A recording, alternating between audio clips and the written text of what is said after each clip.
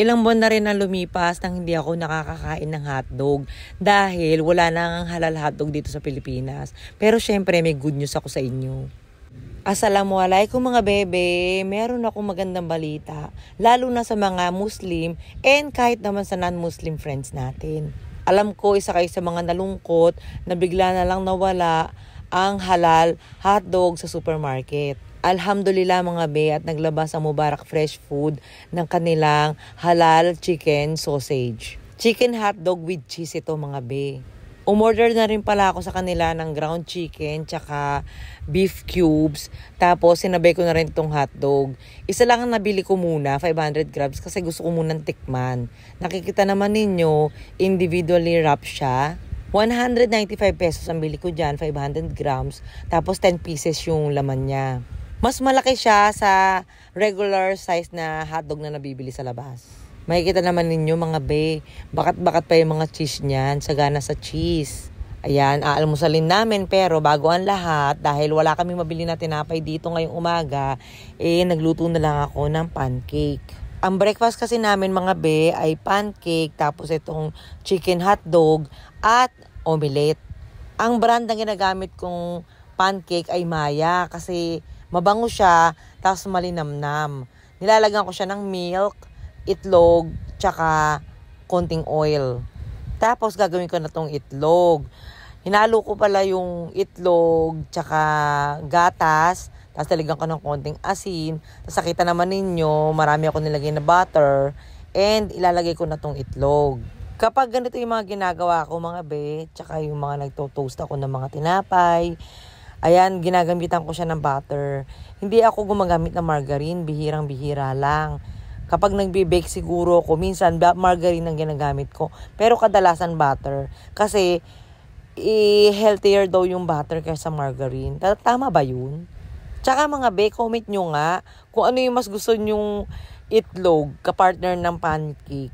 Kasi mas masarap kapag ganito mga be, kaysa dun sa sunny side up. Tsaka anong brand ng hotdog yung gusto ninyo? Kukumpara ko kasi yung lasa nito dun sa dating binibili na namin na hotdog brand, na malaking brand, tapos hindi naman pala halal yun. Ang dami namin mga Muslim ang nabudol. Ayan, normally mga bebe, alam nyo, pinapakuloan ko muna yung hotdog. Pero ito, sinubukan ko na i-direkta prito.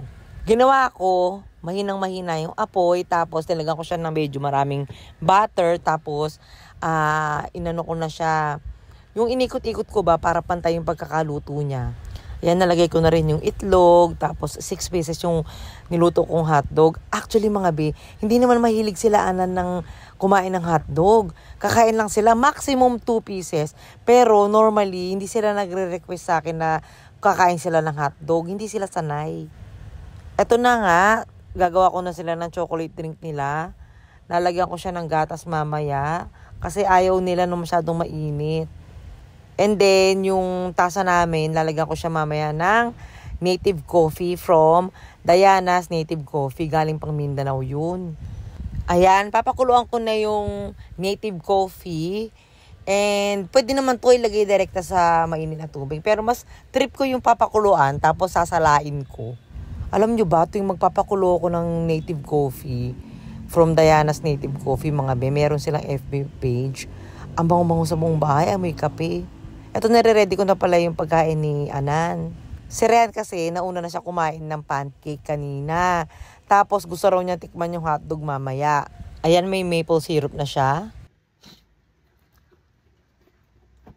Ang sarap ni Amy. Taste mo gawin. Halal. Good. Sarap, halal.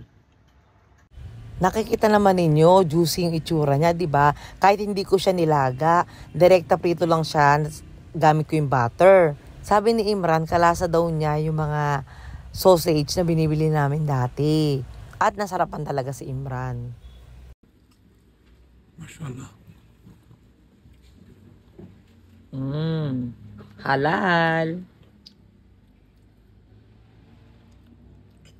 Mommy, is it halal? Yes, baby. Taste it. I so yummy.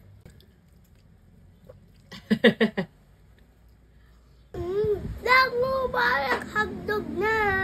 Hotdog. After namin kumain ng Mubarak Fresh Food Halal Hotdog, ay syempre ilalagay ko na itong pinakuluan kong native coffee. Every time na umiinom ako ng native coffee, mas gusto ko yung black talaga. Tapos si Imran, gusto niya may gatas. Ito nga pala yung honest review ko doon sa kinain namin na halal chicken cheesy hotdog ng Mubarak Fresh Food. Ang honest review ko doon sa chicken hotdog with cheese pala ng Mubarak Fresh. Kape tayo mga be. Masarap siya. Kalasa siya nung mga budol halal dati na nabibili sa supermarket. Yan, alam naman ninyo yung budol halal, yung mga nating mga Muslim dyan, kapatid nating Muslim, alam na ninyo kung anong brand yun. Kalasa siya noon and hindi na siya kailangang i-boil kasi normally binoboil ko muna yung mga hotdog bago ko iprituhin. Nakita naman ninyo, dinerecha ko na lang siya sa pagprito. Okay? Ginamit ko yung butter. Mas masarap siya pag butter. Tapos mahinang apoy lang. Ayan. Masarap siya. 195 lang siya. O hindi ito sponsored ha. Talagang pinupush lang namin yung mga halal kasi nga nawala na yung halal doon sa market. Yung mga hotdog, ganyan. Buti na lang, alhamdulillah, may nilabas yung Mubarak. Meron pang isa na brand na maglalabas din pero halal din siya mga be. Lagi nyo rin siya napapanood dito sa aking vlog, yung mga products niya. So, mga be, kape tayo ng native coffee. Ito naman, from Mindanao. Diana's Native Coffee. Meron silang Facebook page mga be. Ang sarap, ang bango. Ang sarap, mashallah. Ito na lang natitira dun sa native coffee. Sarap mga be, sarap. Kahit walang asukal. Mga be, matagal na akong kasal sa isang Indiano. Yun nga lang, Muslim ang asawa kong Indiano. Hindi siya Hindu. Ito, kahit Muslim, Hindu, meron talagang arranged marriage sa kanila.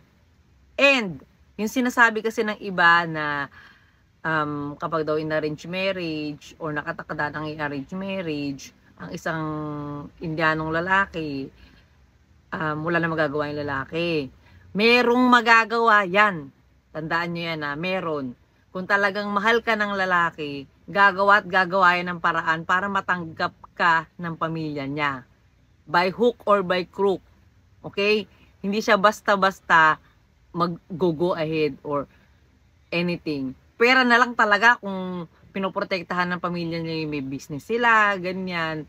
Pero, ang dami-dami kong kakilala mga be, na Indiano, kinasal sila sa Pilipina. Na, into arranged marriage yung pamilya nila. Pero nagawa pa rin nilang magpakasal. Yun nga lang, medyo dadaan sila sa butas ng karayom.